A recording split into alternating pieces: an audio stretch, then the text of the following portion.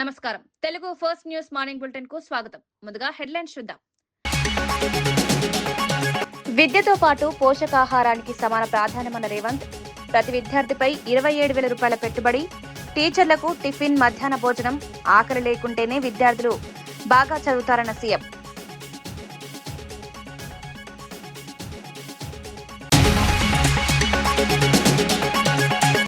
YCP విద్వేష రాజకీయాలను ప్రజలు తిరస్కరిస్తారన్న మంత్రి. వైసీపీ కుతంత్రాలను ప్రజలు తిప్పికొడతారన్న పార్థసారథి. అభివృద్ధిపైనే కూటమి ప్రభుత్వ దృష్టి.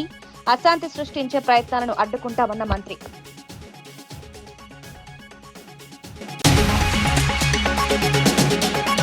భూభారతి పోర్టల్లో అక్రమాలపై ప్రవీణ్ కుమార్ ఆరోపణలు. వేలాది భూముల బదిలీలో అక్రమాలు. భూ హక్కులు కాపాడాలని డిమాండ్. భూభారతి వ్యవహారంపై ఉన్నత స్థాయి విచారణ కోరిన ప్రవీణ్.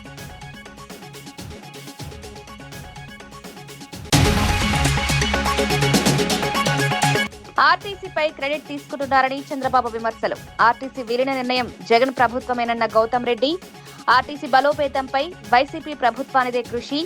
ఆర్టీసీ అభివృద్ధి క్రెడిట్ చంద్రబాబు తీసుకుంటున్నారన్న విమర్శ.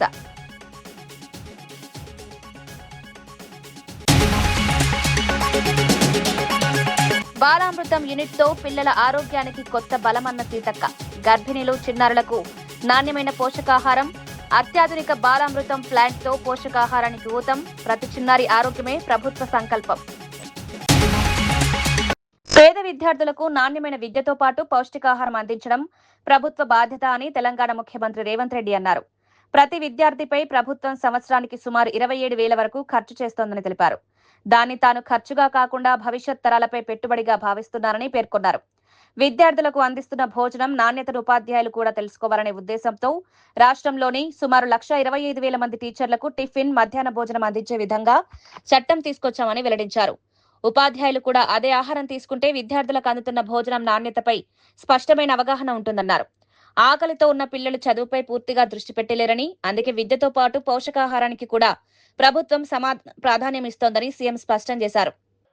ప్రభుత్వం ఈరోజు వాళ్ళ మీద కొంత వెచ్చించాలి. ఇది నేను ఖర్చుగా భావిస్తలేను. 27,000 కోట్ల రూపాయలు దాదాపుగా ప్రతి సంవత్సరానికి ఈరోజు విద్యార్థుల మీద, చదువుల మీద నేను ఖర్చు పెడుతున్నా. గతంలో ఎక్కడ ఖర్చు అయిపోయేదో తెలియదు. నేను ఎవరిని విమర్శించదలుచుకోలేదు. కానీ ఈరోజు బాధ్యతాయుతంగా విద్యాశాఖ నా దగ్గరనే పెట్టుకొని నేనే స్వయంగా మన ఆరుట్లకి వెళ్ళి ఆ పాఠశాలలో బ్రేక్ఫాస్ట్ ప్రారంభించి అక్కడ ఎంత మంచిగా వంట చేస్తున్నారో ఏందో అన్నీ నేను చూసి వచ్చిన. నిరంతరం కలెక్టర్లను, ఎస్పీలను ప్రభుత్వ పాఠశాలకు వెళ్ళి ఆ స్కూల్లో నాస్టా చేయండి, ఎక్కడైనా నాణ్యత లోపం ఉంటే తక్షణమే చర్యలు తీసుకోండి అని చెప్పిన. మొన్న క్యాబినెట్లో పిల్లలకు మాత్రమే టిఫిన్, లంచ్ పెడితే టీచర్లు తినకపోతే టీచర్లు దాన్ని పట్టించుకోరు. అందుకే 1,25,000 మంది టీచర్లకు మీరు కూడా టిఫిన్, లంచ్ అక్కడనే చేయాలని వాళ్ళకు కూడా ఇప్పుడు నిధులు ఇవ్వడమే కాకుండా చట్టం చేసిన. ఎప్పుడైతే సార్ అక్కడ టిఫిన్ తింటాడో, సార్ అక్కడ లంచ్ చేస్తాడో, పిల్లలకు పెట్టే భోజనం ఎట్లుందో సార్కు రుచి తెలుస్తుంది. సార్కు రుచి తెలిసినాక ముఖ్యంగా మహిళా టీచర్లే ఎక్కువ మంది ఉన్నారు. అమ్మ మనసు ఊరుకుంటుందా వంట బాగలేకపోతే? ఏ పిల్లలైనా తల్లులు తమ పిల్లలాగానే చూస్తారు. కానీ వండిన వంట ఉప్పు కారం చక్కగా లేకపోతే ఏ అమ్మ ఊరుకోదు. బల్లో ఆమె టీచర్ ఉండొచ్చు కానీ ఇంటికి పోతే ఆమె కూడా తల్లే కదా. అందుకే ఆ వంటను సరిదిద్ది పిల్లలకు మంచి భోజనం పెట్టేటట్టు, మంచి నాస్టా పెట్టేటట్టు ఉండాలి అని అంటే ముందు టీచర్లను కూడా అక్కడనే తినేటట్టు చేయాలని ఆలోచన చేసి టీచర్లకు ప్రతిరోజు బ్రేక్ఫాస్ట్ అండ్ లంచ్ స్కూళ్ళలోనే ఇవ్వాలని మన మంత్రివర్గంలో నిర్ణయం తీసుకున్నాం. భూభారతి పోర్టల్లో భారీ అక్రమాలు జరిగాయని బీఎస్సీ రాష్ట్ర అధ్యక్షుడు ఆర్ఎస్ ప్రవీణ్ కుమార్ ఆరోపించారు. మంత్రి పొంగులేటి శ్రీనివాసరెడ్డి శాఖ పరిధిలో పోర్టల్లో సుమారు 22,000 అక్రమ లావాదేవీలు జరిగినట్లు తెలిపారు. వేలాది మంది భూ యజమానులకు తెలియకుండా వారి భూములను ఇతరుల పేర్లకు బదిలీ చేశారని ఆరోపించారు. సాఫ్ట్వేర్లో మార్పులు చేసి అసలు యజమానుల ప్రమేయం లేకుండా రికార్డులను మార్చారని అన్నారు. ఈ వ్యవహారం అత్యంత తీవ్రమైందని, ప్రజల ఆస్తుల భద్రతకే ముప్పుగా మారిందని పేర్కొన్నారు. రాష్ట్రంలో ప్రజల ప్రాణాలతో పాటు ఇప్పుడు వారి భూములకు కూడా రక్షణ లేకుండా పోయిందని కాంగ్రెస్ ప్రభుత్వంపై విమర్శలు గుప్పించారు. ఈ అంశంపై ప్రభుత్వం వెంటనే ఉన్నత స్థాయి విచారణకు ఆదేశించి బాధ్యులపై కఠిన చర్యలు తీసుకోవాలని డిమాండ్ చేశారు. వాళ్లకు తెలియకుండానే, వాళ్ళ ప్రమేయం లేకుండానే వేరే వాళ్లకు బదలాయించబడ్డాయి. ఇందులో నిషేధిత భూముల జాబితాలో పెట్టబడిన భూములు కానీ, లేకపోతే అసైన్డ్ భూములు కానీ, లేకపోతే ప్రభుత్వ భూములు కానీ, ఈ భూములన్నీ కూడా పెట్టడం జరిగింది. ఈ భూములన్నింటినీ కూడా ఈ భూమి హక్కుదారులు ఎవరైతే ఉన్నారో, అంటే భూమి పట్టాదారులు ఎవరైతే ఉన్నారో వాళ్ళందరికీ సంబంధం లేకుండానే సాఫ్ట్వేర్లోనే మార్పులు జరిపి ఆ భూములన్నింటినీ కూడా తమకు ఇష్టమైన వాళ్ళ మీదకి బదలాయించుకున్నారు. ఇది మామూలు విషయం కాదు. ఈ దేశంలో ప్రజలు ప్రభుత్వాలకు ఓట్లేసేది, రాజకీయ పార్టీలకు ఓట్లేసి ప్రభుత్వాల కుర్చీల మీద వాళ్ళని ఎందుకు కూర్చోబెడతారు? వాళ్ళు ప్రజల ధన మాన ప్రాణాలను రక్షిస్తారనే నమ్మకంతో. ప్రజల ప్రాణాలకు ఏ విధంగా రక్షణ లేదు, మానాలకు ఏ విధంగా రక్షణ లేదు ఈ పాలనలో, కాంగ్రెస్ పాలనలో. ఇప్పుడు చివరికి ఉన్న ఏకైక ఆస్తి భూమికి కూడా రక్షణ లేని పరిస్థితి తీసుకొచ్చిండ్రు కాంగ్రెస్ పార్టీ వాళ్ళు. ఇలా నేను తెలంగాణ ప్రజలకు ఓపెన్గా రిక్వెస్ట్ చేస్తున్నా, దయచేసి మీరు భూభారతి పోర్టల్లోకి వెళ్ళండి. భూభారతి పోర్టల్లోకి వెళ్ళి మీ భూమి భద్రంగా ఉందో లేదో దయచేసి ఒకసారి చెక్ చేసుకోండి. మీ భూమిలో ఈసీ అని ఒక మాడ్యూల్ ఉంటుంది, ఎన్కంబరెన్స్ సర్టిఫికెట్ అని ఒక మాడ్యూల్ ఉంటుంది. ఈ ఎన్కంబరెన్స్ సర్టిఫికెట్ అనే మాడ్యూల్ను దయచేసి ప్రెస్ చేయండి. మీకు అందులో ఏ వివరాలు దొరకవు. ప్రజలు తమ భూముల వివరాలను, తమ ట్రాన్సాక్షన్ వివరాలను తెలుసుకోవడానికే పెట్టింది ఆనాడు కేసీఆర్ గారు ఈసీ అని ధరణి పోర్టల్లో పెట్టారు. ఆ భూభారతి, ఇప్పుడు దాన్ని భూభారతిగా మార్చారు 2025లో. ఆ భూభారతి పోర్టల్లో ఇప్పుడు ఈసీ అనే మాడ్యూల్ను మనం ప్రెస్ చేస్తే అందులో మనకు కేవలం ఏమీ కనిపించదు. ఒక పేజ్ వస్తుంది, ఈ పేజ్ పనిచేయడం లేదని వచ్చేస్తుంది. అంటే ప్రజలకు సంబంధించిన లక్షలాది ఎకరాల భూమిని, వాటి వివరాలను వాళ్లకు తెలియకుండా దాచిపెట్టారు ప్రభుత్వం. ఇది అత్యంత దుర్మార్గమైన చర్య. రాజ్యాంగం ప్రకారం భూమి కలిగి ఉండడం కూడా ఒక హక్కు, మానవ హక్కు. సుప్రీంకోర్టు చాలాసార్లు చెప్పింది, ప్రాథమిక హక్కు.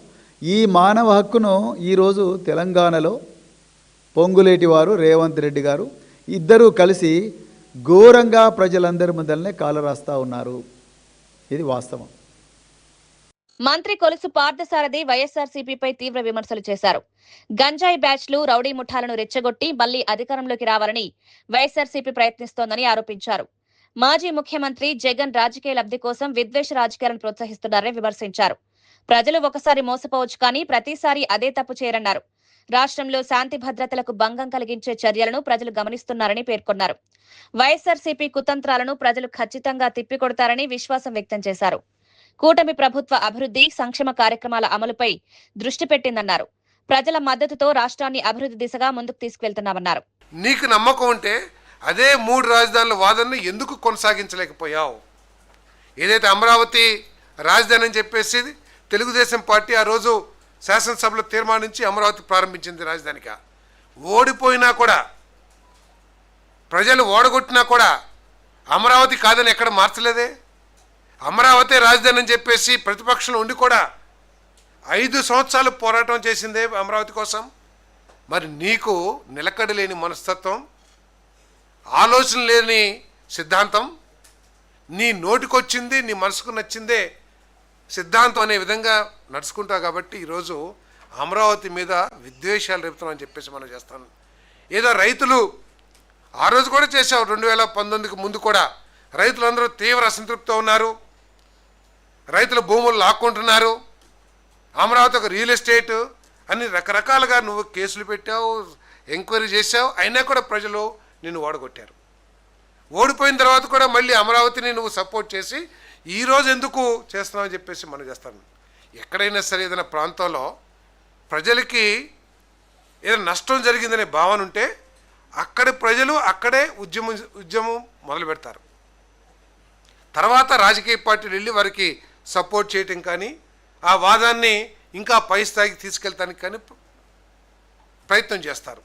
కానీ ఇక్కడ జగన్మోహన్ రెడ్డి గారు ఈ అమరావతి ప్రాంతంలో లేని అసమ్మతిని రెచ్చగొట్టి, అమరావతి ప్రాంతంలో రైతులు ఎవరైతే చెబుతున్నావో నువ్వు అసమ్మతితో ఉన్నారు, భూములు ఇస్తానికి వ్యతిరేకంగా ఉన్నారని ఏదైతే చెప్తున్నావో ఆ రైతుల్ని కలుపుకోకుండా నువ్వు గంజాయి బ్యాచ్ల్ని, రౌడీ షీటర్ని, రౌడీల్ని బెజవాడ నుంచో లేకపోతే కడప నుంచో లేకపోతే ఇంకెక్కడి నుంచో తీసుకొచ్చి ఈ అమరావతిలో ప్రశాంత వాతావరణాన్ని చెడగొట్టడానికి ప్రయత్నం చేస్తున్నామంటే మీ ఉద్దేశం ఏంటో ఈ రాష్ట్ర ప్రజలందరూ కూడా ఆలోచించాలని చెప్పేసి మనం చేస్తాను. నేను ఇది కేవలం ఆయన దీన్ని ఏదో క్రీడగా ఒక ఆటగా మాట్లాడుతున్నాడు తప్పితే ఆయనకు ఒక సిద్ధాంతం కానీ ఒక ఆలోచన కానీ లేదని చెప్పేసి కూడా నేను ఈ సందర్భంగా తెలియజేస్తాను. ఆయనకి గనక రాజ్యాంగం మీద గౌరవం ఉంటే, అంబేద్కర్ గారు రచించిన రాజ్యాంగం మీద గౌరవం ఉంటే 11 స్థానాలు గెలిచినా కూడా ప్రజల సమస్యల్ని గొంతెత్తటానికి అసెంబ్లీకి రావాలి. కానీ ఆయనకి రాజ్యాంగం మీద గౌరవం లేదు, వారికి ఓటేసిన 40% ప్రజల ఆకాంక్షల మీద గౌరవం లేదు. తనకున్న గౌరవం వల్ల రాజ్యాంగం కల్పించని ప్రతిపక్ష హోదా మీద మాత్రమే అనేది ఈ ప్రజలు తెలుసుకోవాలని చెప్పేసి కూడా నేను ఈ సందర్భంగా నేను తెలియజేస్తా ఉన్నాను. ఈరోజు సోషల్ మీడియాను ఆసరాగా చేసుకుని ఏ విధంగా నాయకుల్ని కించిపరచడమే నీ విధానమా జగన్మోహన్ రెడ్డి గారు అని అడుగుతా ఉన్నాను నేను. ఆ రోజు అధికారంలో ఉన్నప్పుడు కూడా ఇదే విధంగా పవన్ కళ్యాణ్ గారిని కానీ, చంద్రబాబు నాయుడు గారి కుటుంబ సభ్యులు కానీ, లోకేష్ గారిని కానీ ఏ విధంగా వీరి కాలి గోటికి కూడా సరిపోని వాళ్లతో ఏ విధంగా అసభ్యంగా నాచారంలో ఏర్పాటు చేసిన అత్యాధునిక బాలామృతం తయారీ యూనిట్ ను ముఖ్యమంత్రి రేవంత్ రెడ్డి ప్రారంభించారు. ఈ సందర్భంగా మంత్రి సీతక్క మాట్లాడుతూ గర్భిణీలు, బాలింతలు, చిన్నారులకు నాణ్యమైన పౌష్టికాహారం అందించడమే ప్రభుత్వ ప్రధాన లక్ష్యమని తెలిపారు. టీజీ ఫుడ్స్ ఆధ్వర్యంలో ఏర్పాటు చేసిన ఈ ప్లాంట్ దేశంలోనే అత్యాధునిక సాంకేతికతతో రూపొందించబడిందని పేర్కొన్నారు. బాలామృతం ద్వారా అంగన్వాడీ కేంద్రాల ద్వారా లబ్ధిదారులకు నాణ్యమైన పోషకాహారం అందుతుందని వివరించారు. పిల్లల్లో పోషకాహార లోపాన్ని తగ్గించడం, గర్భిణీలు ఆరోగ్యంగా ఉండేలా చూడడం ఈ యూనిట్ ముఖ్య ఉద్దేశమన్నారు. మహిళలు, చిన్నారుల ఆరోగ్యంపై ప్రభుత్వం ప్రత్యేక దృష్టి పెట్టిందని, ఇందుకోసం ప్రత్యేక సదుపాయాలతో ఈ కేంద్రాన్ని ఏర్పాటు చేసినట్లు వెల్లడించారు. పిల్లలకు బాలామృతం ప్లస్ అదే విధంగా ఇప్పుడు మరి స్నాక్ ఫుడ్ కానీ, హాట్ ఫుడ్ కానీ, కిచడీ మిక్సీ కానీ, ఉప్మా కానీ ఇవన్నీ కూడా ఈ మధ్య కాలంలో మన రేవంత్ అన్న గారి యొక్క ఆలోచన మేరకు, ఆదేశం మేరకు తయారు చేసి అత్యంత మంచి పౌష్టికమైనటువంటి ఆహారాన్ని అందించడం జరుగుతూ ఉంది. ఈరోజు ప్రారంభించినటువంటి యూనిట్తో, ఆ యంత్రాలతో లక్షలాది మందికి భవిష్యత్తులో అంత ఎవరు అడిగినా కూడా మనం ఇంకా ఇక్కడ నుంచి ఇవ్వచ్చు. ఈ దేశంలో ఇలాంటి ప్లాంట్స్ ఎక్కడ లేవు. ఈ దేశంలో మన తెలంగాణ ప్రాంతంలో ఆనాడు మరి కాంగ్రెస్ ప్రభుత్వమే 50 ఏళ్ల క్రితము ఇక్కడ ఇన్ని భూములు ఇచ్చి ఇంత అసెట్స్ అంతా క్రియేట్ చేసి ఈరోజు చిన్న పిల్లలకు పౌష్టికాహారాన్ని, అదే విధంగా బలహీనంగా ఉన్నటువంటి గర్భిణీ స్త్రీలకు కూడా కావాల్సినటువంటి ఫుడ్ను అందించే విధంగా ఇక్కడ నుంచి అన్ని తయారు చేసి ఇవ్వడం జరుగుతూ ఉంది. ఎంతో బిజీ స్కెడ్యూల్ ఉన్నా కూడా ఈరోజు ఈ ప్రాంతం మీద, ఈ తెలంగాణ రాష్ట్ర పేదింటి ఆడబిడ్డల మీద, చిన్న పిల్లల మీద ఉన్నటువంటి ప్రేమతో ఇంత టైం కేటాయించి ఇక్కడికి వచ్చినందుకు ప్రత్యేకంగా ధన్యవాదాలు. బీఆర్ఎస్ ఎమ్మెల్యే పల్లా రాజేశ్వర్ రెడ్డి తెలంగాణ నీటి ప్రయోజనాల విషయంలో కాంగ్రెస్ ప్రభుత్వంపై తీవ్ర విమర్శలు చేశారు. ముఖ్యమంత్రి రేవంత్ రెడ్డి, చంద్రబాబు ఆదేశాల మేరకు తెలంగాణకు అన్యాయం చేస్తున్నారని ఆరోపించారు. నీటిపారుదల శాఖలో ఆంధ్రప్రదేశ్కు చెందిన అధికారి ఆదిత్యనాథ్ దాస్ ను నియమించి రాష్ట్ర ప్రయోజనాలను దెబ్బతీసే నిర్ణయాలు తీసుకుంటున్నారని విమర్శించారు. సముద్రంలోకి వృధాగా పోతున్న నీటిని లిఫ్ట్ చేసే వ్యవస్థ ఉన్నప్పటికీ ప్రభుత్వం కావాలనే వినియోగించడం లేదన్నారు. తెలంగాణ రైతులకు అవసరమైన సాగునీరు అందించడంలో ప్రభుత్వం పూర్తిగా విఫలమైందని ఆరోపించారు. రాష్ట్ర ప్రయోజనాలను కాపాడాల్సిన ప్రభుత్వం రాజకీయ ప్రయోజనాల కోసం వ్యవహరిస్తోందని విమర్శించారు. నీటి సమస్యపై ప్రజలకు పూర్తి వివరణ ఇవ్వాలని డిమాండ్ చేశారు. తెలంగాణ హక్కులను కాపాడేందుకు బీఆర్ఎస్ ప్రజల తరపున నిరంతరం పోరాడుతుందని పల్లా రాజేశ్వర్ రెడ్డి స్పష్టం చేశారు. బాగాలేదు, అన్నారం రిజర్వాయర్ బాగాలేదు, అందులో కొన్ని లీకేజీలు ఉన్నాయి కాబట్టి మేము ఎత్తలేమని చెప్పేసి కుని రాగాలు వలుకుతున్నాడు ఉత్తమ్ కుమార్ రెడ్డి. ఉత్తమ్ కుమార్ రెడ్డికి ఏమీ తెలీదు. రేవంత్ రెడ్డికి కొద్దిగా తెలిసినా ఇవాళ ఆంధ్రప్రదేశ్ ముఖ్యమంత్రి చంద్రబాబు నాయుడు యొక్క ఆదేశాలు మాత్రమే ఇక్కడ పాటిస్తున్నారు. ముఖ్యమంత్రి రేవంత్ రెడ్డి కాదు, ముఖ్యమంత్రి రేవంత్ రెడ్డి ఏమన్నా కొద్దిగా అటు ఇటు చేస్తే వెంటనే తన యొక్క మనిషి ద్వారా మొత్తం కూడా కంట్రోల్ పెట్టుకున్నారు. ఇవాళ నీళ్ల శాఖకు అధికారిగా సలహాదారుగా ఉన్న ఇవాళ ఆదిత్యనాథ్ దాస్ ద్వారా తమకు కావాల్సిన నీళ్లను వాళ్ళు తీసుకొని పోతున్నారు. ఈ 1,00,000 క్యూసెక్కుల నీళ్ళు ఎవరికి పోతున్నాయి? ఆంధ్రప్రదేశ్ మాగాణాలు పండడానికి పోతున్నాయి. కన్నెపల్లి దగ్గర ఎత్తట్లేదు, అదేవిధంగా సమ్మక్క సాగర్ దగ్గర ఎత్తట్లేదు, సీతారామ సాగర్ దగ్గర ఎత్తట్లేదు. ఆ నీళ్లు చక్కగా ఇవాళ గోదావరి మాగాణానికి పోతున్నాయి. ఎవరి ఆదేశాల ప్రకారం? చంద్రబాబు నాయుడు ఆదేశాల ప్రకారం. ఎవరి ద్వారా పోతున్నాయి? ఆదిత్యనాథ్ దాస్ ద్వారా. మరి ఇక్కడ అధికారులు ఏం చేస్తున్నారు? వాళ్ళ అధికారులకు ఇప్పుడు ఏమీ మాట్లాడే శక్తి లేదు. కాకినాడలో అదృశ్యమైన చిన్నారి జ్ఞానేశ్వరి కేసులో పోలీసులు కీలక ప్రకటన చేశారు. చిన్నారిని ఎవరైనా కిడ్నాప్ చేసుంటే ఆమెను సురక్షితంగా అప్పగించాలని విజ్ఞప్తి చేశారు. చిన్నారి ఆచూకీ తెలిపినా లేదా నేరుగా అప్పగించినా సంబంధిత వ్యక్తులపై ఎలాంటి కేసులు నమోదు చేయబోమని స్పష్టం చేశారు. కేసులు నమోదు చేయడం కంటే చిన్నారిని తల్లి వద్దకు క్షేమంగా చేర్చడమే తమ ప్రధాన లక్ష్యమని వెల్లడించారు. ఫోన్ వినియోగించిన వ్యక్తులు కూడా ఈ ఘటనలో ఉండే అవకాశం ఉందని భావిస్తూ ఆ కోణంలోనూ దర్యాప్తు కొనసాగిస్తున్నామన్నారు. అన్ని ఆధారాలను సేకరిస్తూ ప్రత్యేక బృందాలు విస్తృతంగా గాలింపు చర్యలు చేపడుతున్నాయని వెల్లడించారు. ప్రజలు ఎవరైనా చిన్నారి గురించి సమాచారం తెలిసినా వెంటనే పోలీసులకు తెలియజేయాలని విజ్ఞప్తి చేశారు. చిన్నారి క్షేమంగా తిరిగి కుటుంబ సభ్యులకు వద్ద చేరే వరకు దర్యాప్తు కొనసాగుతుందని పోలీసులు స్పష్టం చేశారు. 2 ప్రాబిలిటీస్ లో యానిమల్ క్యాచ్ అయితే మనకు రిమైన్స్ ఉండాలి. లేదు ఎవరైనా పట్టుకుపోయి ఉంటే ఇంత నెట్వర్క్ నుంచి తప్పించుకునే అవకాశం అయితే లేదు. ఫుటేజ్ నుంచి టవర్ డంపుల నుంచి తప్పించుకునే అవకాశం లేదు. ఎప్పుడు అవకాశం ఉంటుందంటే అతను ఏ సెల్ ఫోన్ వాడి ఉండాలి. వచ్చిన స్ట్రేంజర్స్ ఎవరైనా కానీ ఈ కొండ ప్రాంతం తెలిసిండి ఈ జనసంచారం రాకుండా కొండల వైపు నుంచి కొండల్లో నుంచి వెళ్ళిపోయి ఉండాలి. ఈ కొండ లాస్ట్ ఎండింగ్ ఇంచుమించు 21 కిలోమీటర్స్ అడ్డ రోడ్డు వరకు ఉంటుంది. కొండలో నుంచి పట్టుకుపోయి ఉండాలి. అంతకు మించి ఈ ఫుటేజ్ నుంచి టవర్ డంప్ నుంచి తప్పించుకునే అవకాశం లేదు. ఎప్పుడు అవకాశం ఉందంటే అతను సెల్ ఫోన్ యూజ్ చేసి ఉండకపోవాలి. సెల్ కూడా వాడిని తెలియకుండా ఉండాలి. ఈ టవర్కి ఈ సీసీ ఫుటేజ్కి ఎక్కడ కవర్ అవ్వకుండా ఉండాలి. కాబట్టి మనం అది జరిగిందా ఇది జరిగిందా అన్నది మనకి ఇంతవరకు కంక్లూజన్ రాలేదు. కాబట్టి ఈ 2 యాంగిల్స్ లో ఇంకా మనం మరో వెరిఫికేషన్ జరుగుతూనే ఉంది. పాప ట్రేస్ అయ్యే వరకు జరుగుతుంది. నెల్లూరులో మాజీ మంత్రి కాకాని గోవర్ధన్ రెడ్డి, రూరల్ ఎమ్మెల్యే కోటంరెడ్డి శ్రీధర్ రెడ్డిపై తీవ్ర స్థాయిలో విమర్శలు చేశారు. మీడియాతో మాట్లాడుతూ దేశభక్తి గురించి మాట్లాడుతున్న కోటంరెడ్డి వాస్తవానికి చంద్రబాబుపై తన భక్తిని చాటుకుంటున్నారని వ్యాఖ్యానించారు. నిజాన్ని అబద్ధంగా, అబద్ధాన్ని నిజంగా మార్చడంలో కోటంరెడ్డి సిద్ధాస్తుడని ఆరోపించారు. చంద్రబాబు చెప్పే ప్రతి అబద్ధానికి కోటంరెడ్డి బ్రాండ్ అంబాసిడర్లా వ్యవహరిస్తున్నారని విమర్శించారు. ఇటీవల జరిగిన ఘటనను వైఎస్ఆర్సీపీకి ముడిపెట్టే ప్రయత్నం చేశారని, అయితే ఆ ప్రయత్నం పూర్తిగా విఫలమైందన్నారు. చంద్రబాబు రాసిచ్చిన స్క్రిప్ట్ ను చదివి జిల్లా ప్రజల ముందే కోటంరెడ్డి అభాసు పాలయ్యారని ఎద్దేవా చేశారు. రాజకీయ లబ్ధి కోసం అసత్య ఆరోపణలు చేయడం మానుకోవాలని హితవు పలికారు. ఎంత అసహ్యమైనటువంటి మన నెల్లూరు జిల్లాకే పొరుగుపోయిన దేశభక్తిని చాటుకుంటున్నాం అనేటువంటి స్థాయిలో నుంచి చంద్రబాబు దగ్గర నువ్వు ఎందుకు చంద్రబాబు నాయుడు అంటే ఒకటే దాంట్లో మాత్రం చంద్రబాబు నాయుడు సెలక్షన్ ఎక్సలెంట్. ఎవ్వడలేడు ఈ రాష్ట్రంలో బహుశా నిజాన్ని అబద్ధం చేయడంలో కానీ అబద్ధాన్ని నిజం చేయడంలో కానీ ఎక్కడ ఏం తేడా లేకుండా ఎక్కడ అతుకనేది కనిపించకుండా గోడ పూసి సిమెంట్ వేసి సున్నం వేసినట్టుగా ఉంటుంది శ్రీధర్ రెడ్డి మాట్లాడితే. అసలు శ్రీధర్ రెడ్డి నోటుకుండా వచ్చి అందుకనే చంద్రబాబు నాయుడు తన అబద్ధాల తర్వాత తన వారసుడు ఎవడన్నా ఉన్నాడంటే తన అబద్ధాలకు శ్రీధర్ రెడ్డి నాకు బ్రాండ్ అంబాసిడర్ వీటికి అబద్ధాలకు అని చెప్పి పాపం శ్రీధర్ రెడ్డిని ప్రయోగించినట్టుగా ఉన్నాడు. ఆయన ఈరోజు తంత్రాలు శ్రీధర్ రెడ్డి భూత వైద్యం కూడా చేయగలడు. దెయ్యం లేనటువంటి దెయ్యం పట్టిస్తాడు, దెయ్యం పట్టించుకున్నాడు వదలకొట్టడం. ఈ భూత వైద్యం కూడా వచ్చు ఆయనకి. మ్యాజిక్ కూడా వచ్చు, కనికొట్టవచ్చు, మ్యూజిక్ వచ్చు, భూత వైద్యం వచ్చు, ఈరోజు మంత్రాలు వచ్చు, తంత్రాలు వచ్చు అని చెప్పి బిజలాలు ఉండటం వాళ్ళందరికీ తెలుసు.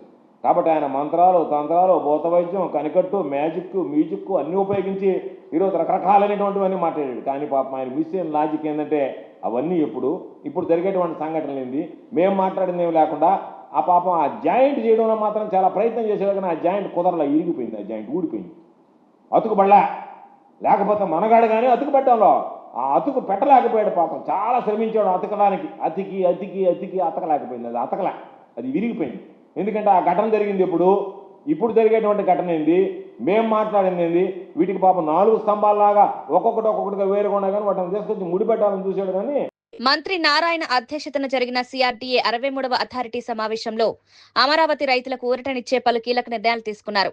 ల్యాండ్ పూలింగ్ రైతులకు అందించే వార్షిక యాన్యుటీని 30,000 నుంచి 40,000కు, జరీబు భూములకు ఇచ్చే యాన్యుటీని 50,000 నుంచి 60,000కు పెంచారని నిర్ణయించారు. ఈ పెంపు 2024 జూన్ 12 నుంచి అమల్లోకి వస్తుందన్నారు. రైతులకు మరో 5 ఏళ్ల పాటు యాన్యుటీ పొడిగించాలని నిర్ణయించారు. నెలవారీ అద్దె భృతిని 5,000 నుంచి 10,000కు పెంచారు. వివిధ ప్రాజెక్టులకు భూములిచ్చిన రైతు కుటుంబాలకు 1.5 లక్షల వరకు వ్యవసాయ రుణమాఫీ వర్తింపజేస్తామని వెల్లడించారు. అమరావతి పరిధిలో 25 ఆధునిక టౌన్షిప్ల అభివృద్ధికి ముఖ్యమంత్రి ఆదేశాలు జారీ చేసినట్లు తెలిపారు. ప్రతి టౌన్షిప్ లో అంతర్జాతీయ స్థాయి పాఠశాల, ఆసుపత్రి ఏర్పాటు చేయాలని నిర్ణయించారు. ఆర్ట్ ఆఫ్ లివింగ్, ఇషా ఫౌండేషన్లకు భూములు కేటాయించడంతో పాటు సిఆర్డీఏ అభివృద్ధి కోసం మరింత భూసేకరణ చేపట్టనున్నట్లు మంత్రి వెల్లడించారు. స్పోర్ట్స్ సిటీకి దానికి చేస్తున్నాము. దాంట్లో 307 ఎకరాలు ఉన్నాయి. దానికి యాక్చువల్గా ఎండోమెంట్ వాళ్ళకి డబ్బులు కట్టాలి. ఎండోమెంట్ డిపార్ట్మెంట్ కట్టాలంటే త్రూ కోర్టు యొక్క పర్మిషన్తో కట్టాలి. అది చట్టం. దానికి 159 కోట్లు అవుతుంది. దాన్ని కూడా ఈరోజు అథారిటీ యాక్సెప్ట్, ఎందుకంటే ఆ 159 కోట్ల ఎండోమెంట్ కడితే ఆ ల్యాండ్ సిఆర్డీఏకి అవుతుంది. గతంలో ఎలా చేసాం అదేవిధంగా చేయడం జరుగుతుంది. తర్వాత డిఎఫ్డిబి అనే ఒక దీనికి యాక్చువల్గా ఒక 2 ఎకరాలు ఇవ్వటం జరిగింది. అక్వేరియం అంటే ఫిషరీస్ దానికి ఒక మంచి అక్వేరియం కడతారు. వాళ్ళు ఒక ఆఫీస్ కూడా కడతారు. దానికి ఒక 2 ఎకరాలు యాక్చువల్గా శాంక్షన్ చేయడం జరిగింది. ఆర్ట్ ఆఫ్ లివింగ్ వాళ్ళకి 3.71 ఎకరాలు వాళ్ళకు కూడా శాంక్షన్ చేశాము. మన పార్కులో మరొక 3.71 ఎకరాలు వాడుకునేటట్టుగా మొత్తం 7.42 ఎకరాలు.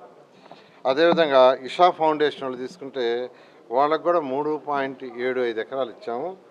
దాంతో పార్కును ఆడుకునేటట్టుగా 3.91 ఎకరాలు వాడుకుంటూ దాన్ని మెయింటెనెన్స్ కూడా వాళ్ళే చేసే విధంగా దాన్ని యాక్సెప్టెన్స్ చేసింది. సిఐ వాళ్ళు ఒక మంచి బిల్డింగ్ కట్టి యాక్టివిటీ ఇక్కడ పెడతామన్నారు. దానికి ఒక 4 ఏకర్స్ ఇవ్వడం జరిగింది. ఈ విధంగా ఈరోజు అంతేకాకుండా ముఖ్యమంత్రి గారు మొత్తం అమరావతి క్యాపిటల్ సిటీ ఏదైతే 217 చదరపు కిలోమీటర్ ఉందో అందులో 25 టౌన్షిప్ చేసాం.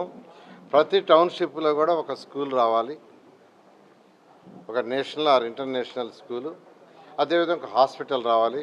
ప్రతి 27లో కూడా కనీసం ఒకటి వచ్చేటట్టుగా నేషనల్ ఇంటర్నేషనల్లో ఉన్న వాళ్ళని కన్సల్ట్ చేసి వాటిని చేయమని యాక్చువల్గా ఈరోజు ఆదేశించడం జరిగింది.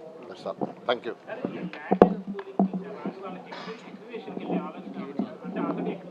ఆల్రెడీ సీడ్ యాక్సెస్కి ఏదైతే ఉందో ల్యాండ్ అక్విజిషన్కి పెట్టడం 12.5 ఎకరాలు. అందులో ఆల్రెడీ చాలామంది ఇచ్చేశారు.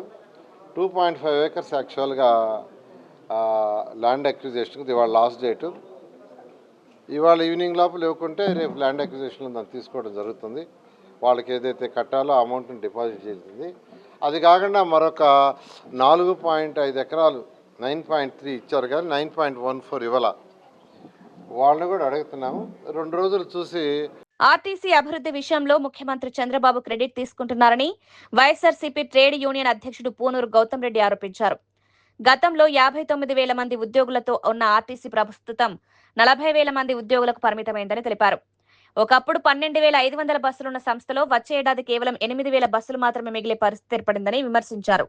సంస్థను నలపడమని ప్రస్తుతం ప్రభుత్వం చెప్తోందన్నారు. అయితే కార్పొరేషన్ గా ఉన్న ఆర్టీసీని ప్రభుత్వంలో విలీనం చేసి సమర్థవంతంగా నిర్వహించింది వైఎస్ జగన్ ప్రభుత్వమేనని పేర్కొన్నారు. 2022లో 700 కోట్ల వ్యయంతో 1,459 కొత్త బస్సుల కొనుగోలుకు ఆదేశాలు ఇచ్చిందని కూడా జగన్ ప్రభుత్వమేనని గుర్తు చేశారు. ఇప్పుడు ఆ నిర్ణయాలకు చంద్రబాబు ప్రభుత్వం క్రెడిట్ తీసుకోవడం ప్రజలను తప్పుదోవ పట్టించడమేనని విమర్శించారు. 459 బస్సులు కొనుగోలు చేయడానికి 2023లో ఇచ్చారే. అత్త సొమ్ము అల్లుడు దానం చేసినట్లుగా జగన్మోహన్ రెడ్డి గారు తీసుకొచ్చినటువంటి బస్సులన్నింటినీ 2025లో ఈయన నేను కొనుక్కొచ్చాననేటువంటి పద్ధతిలో మాట్లాడుతున్నాడు. ఇది ఎంతవరకు సబబండి నాకు అడుగుతున్నా.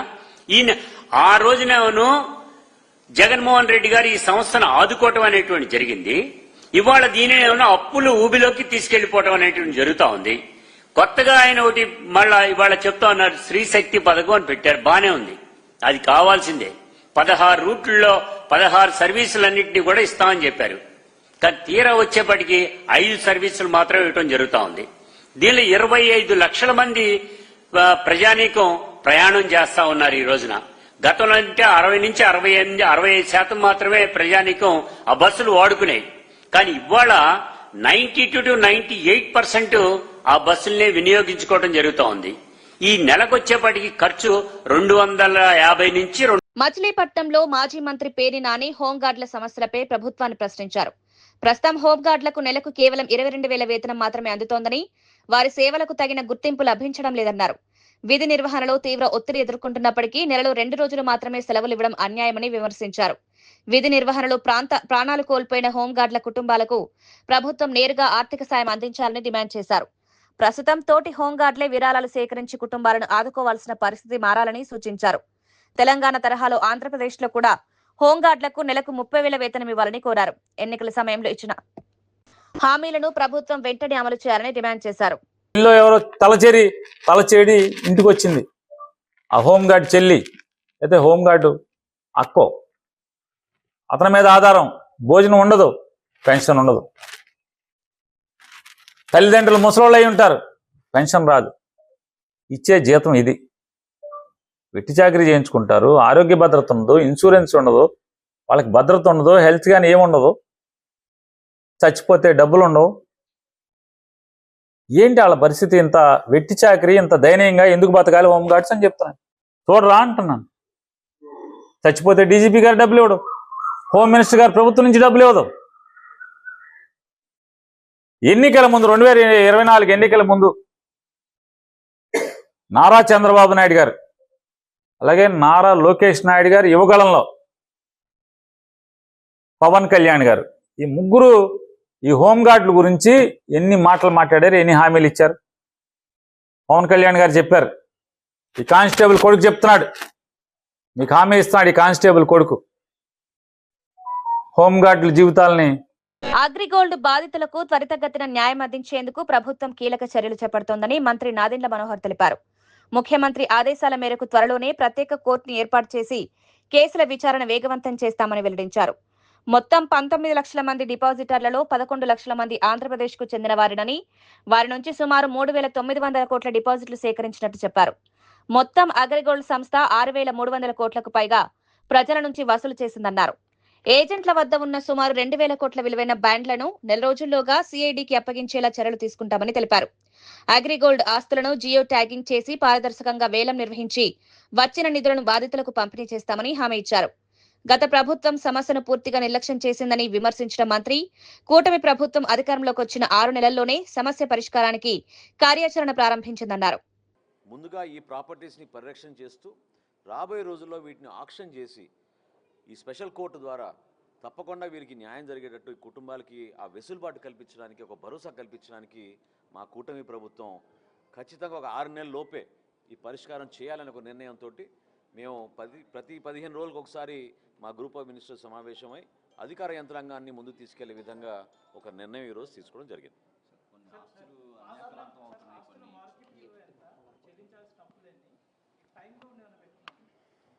ఇంతకుముందు మీకు చెప్పినట్టు 6,380 కోట్ల రూపాయలు డిపాజిట్స్ ఉన్నాయి. అందులో ఇప్పుడు వరకు 882 కోట్ల రూపాయలు గ్రాంట్ ఇన్ ఎయిడ్గా మన రాష్ట్ర ప్రభుత్వం నుంచి ఈ కుటుంబాలకి అందించడం జరిగింది.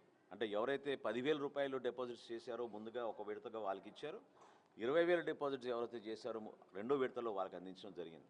సో ఆస్తుల పరిరక్షణ చేయడం అనేది ప్రధానమైన ఒక బాధ్యతగా తీసుకున్నాం. వాటిని ఐడెంటిఫై చేసి, ఎందుకంటే ఫలానా చోట ఆస్తుందని చెప్పారు కానీ సర్వే నంబర్లు కూడా చేయలేదు వీళ్ళు. ఇన్ఫ్యాక్ట్ ఈ 5 సంవత్సరాల్లో జరిగిన అతిపెద్ద స్కామ్ అగ్రిగోల్డ్ సంబంధించిన భూముల్ని, ఆ రికార్డ్స్ అన్నీ కూడా ధ్వంసం చేసి సిఐడి అధికారుల దగ్గర ఉన్న హార్డ్ డిస్కులతో సహా మాయం చేసిన ఘనత వైఎస్ఆర్సీపీ ప్రభుత్వానికి, అక్కడ ఉన్న పెద్దలకి.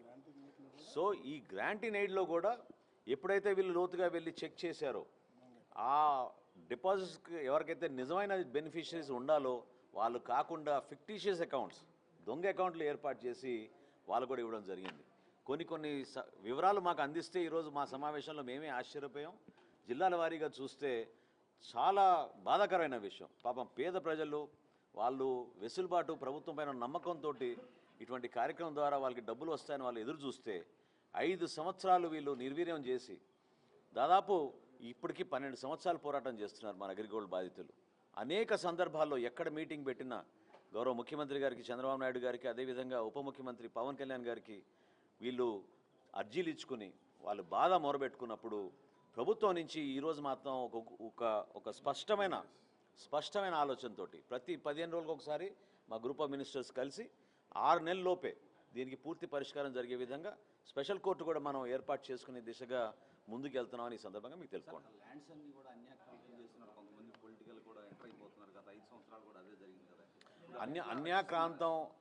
అన్యాక్రాంతం అయ్యే పరిస్థితులు ఎందుకు వచ్చినాయంటే ఈ 5 సంవత్సరాలు వీళ్ళు అసలు పట్టించుకోలేదు.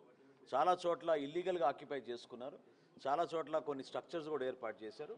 కానీ ఆ కేసెస్ పరిష్కారం చాలా సింపుల్గా జరుగుతుందని ఈరోజు రెవెన్యూ డిపార్ట్మెంట్ నుంచి వచ్చిన విషయం మనకు తెలుసుకుంటాం. అదేవిధంగా 3068 ఎకరాలు మ్యూటేషన్ కూడా చేసేసారు వీళ్ళు 29,000 ఎకరాల్లో.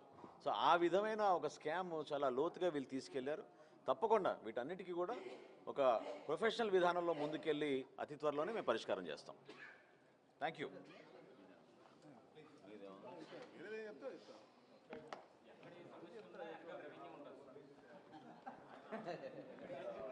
జిల్లాలోని పలు పోలీస్ స్టేషన్లు నమోదైన ఎన్డీపీఎస్ కేసులకు సంబంధించి 1485.75 కిలోల ఎండు గంజాయి, 5 కిలోల ఆల్ప్రాజోమ్లను కోర్టు అనుమతితో పర్యావరణ నిబంధనలు పాటిస్తూ పూర్తిగా దహనం చేశారు. మత్తు పదార్థాల అక్రమ రవాణా, విక్రయాలు, సాగును అరికట్టేందుకు జిల్లాలో ప్రత్యేక టాస్క్ ఫోర్స్ బృందాలు నిరంతరం తనిఖీలు నిర్వహిస్తున్నాయని ఎస్పీ తెలిపారు. యువతను మత్తు పదార్థాల బారిన పడకుండా కాపాడేందుకు కఠిన చర్యలు కొనసాగుతాయని హెచ్చరించారు. గంజాయి, ఇతర మత్తు పదార్థాల విక్రయం, సరఫరా, సాగులోనే పాల్గొనే వారిపై చట్ట ప్రకారం కఠిన చర్యలు తప్పవని స్పష్టం చేశారు. జిల్లాను మత్తు పదార్థాల రహితంగా మార్చేందుకు పోలీస్ శాఖ నిరంతరం చర్యలు చేపడుతోందని ఎస్పీ పరితోష్ పంకజ్ తెలిపారు. మన రికార్డ్ ప్రకారం 80 కేసెస్ మన మొత్తం తెలంగాణలో 80 కేసెస్ చేశారు. తర్వాత 2024లో అరెస్ట్ అయ్యారు.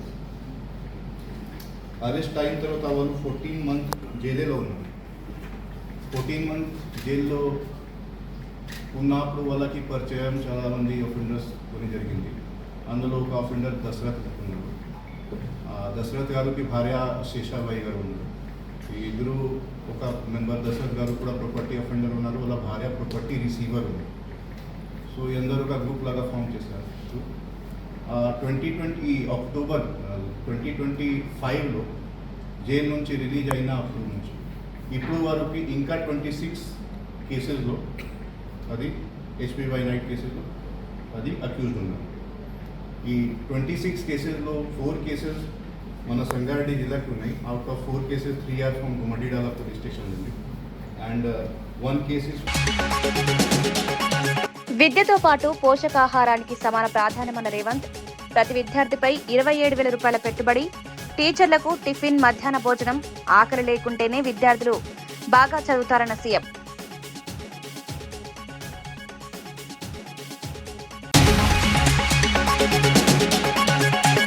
వైసీపీ విద్వేష రాజకీయాలను ప్రజలు తిరస్కరిస్తారన్న మంత్రి, వైసీపీ కుతంత్రాలను ప్రజలు తిప్పికొడతారన్న పార్థసారథి, అభివృద్ధిపైనే కూటమి ప్రభుత్వ దృష్టి, అశాంతి సృష్టించే ప్రయత్నాలను అడ్డుకుంటామన్న మంత్రి.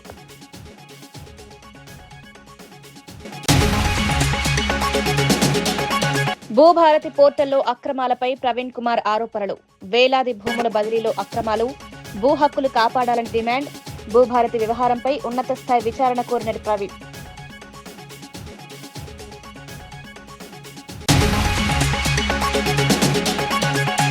ఆర్టీసీపై క్రెడిట్ తీసుకుంటున్నారని చంద్రబాబు విమర్శలు, ఆర్టీసీ విలీన నిర్ణయం జగన్ ప్రభుత్వమేనన్న గౌతమ్ రెడ్డి, ఆర్టీసీ బలోపేతంపై వైసీపీ ప్రభుత్వానిదే కృషి, ఆర్టీసీ అభివృద్ధి క్రెడిట్ చంద్రబాబు తీసుకుంటున్నారన్న విమర్శ.